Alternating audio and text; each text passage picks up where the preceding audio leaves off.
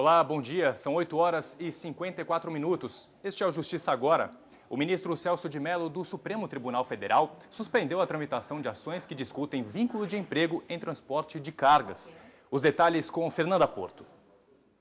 A decisão é referente a uma reclamação feita por uma empresa de Recife e reforça ainda a decisão monocrática do ministro Luiz Roberto Barroso, que já havia determinado a suspensão do andamento de processos sobre este tema. Na liminar, o ministro Celso de Mello reforçou ainda que o vínculo empregatício e as regras para a contratação de motoristas autônomos serão analisadas pelo plenário do STF. E o ministro Celso de Mello também rejeitou a tramitação do habeas corpus em que um cidadão comum pedia a soltura do ex-presidente Luiz Inácio Lula da Silva, condenado a 12 anos de prisão por corrupção passiva e lavagem de dinheiro. O ministro explicou que, além de não caber ao Supremo analisar diretamente habeas corpus contra a decisão do Tribunal Regional Federal da 4ª Região, o pedido não foi formulado pela defesa do ex-presidente. E a dificuldade em manter as despesas em dia tem levado muitos brasileiros a escolher pagar uma conta em prejuízo de outra conta. Um dos setores mais atingidos é o do ensino privado. Muitos pais não estão conseguindo arcar com a mensalidade escolar.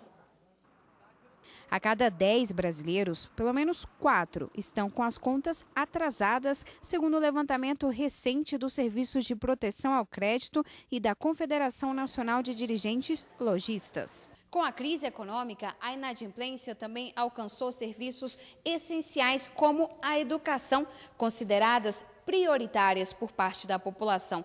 Quem tem filhos em escolas particulares, às vezes, não consegue arcar com as mensalidades. Segundo os últimos dados da Confederação Nacional dos Estabelecimentos de Ensino, o número de inadimplentes nos colégios aumentou 80%.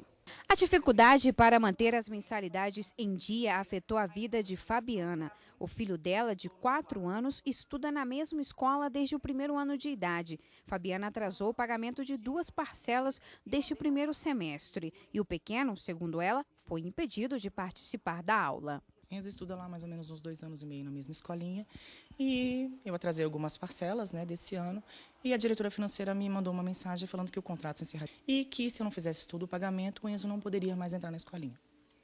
Diante desses fatos, o Enzo ficou 10 dias sem entrar na escola. É importante lembrar que o relacionamento entre instituições de ensino, alunos e responsáveis é considerado uma relação de consumo para o Código de Defesa do Consumidor.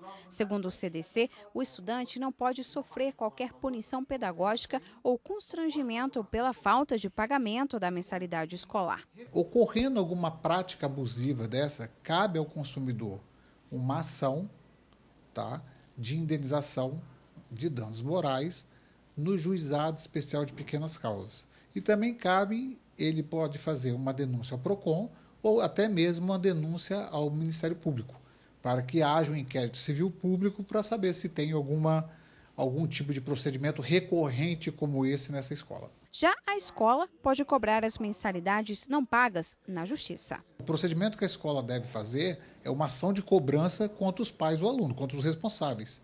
Mais nada. Ele não pode impedir. Agora, no ano seguinte, no ato da rematrícula, a escola pode exigir que ela faça a matrícula somente de aluno adimplente. Essa edição do Justiça Agora termina aqui. Fique com a programação da TV Justiça.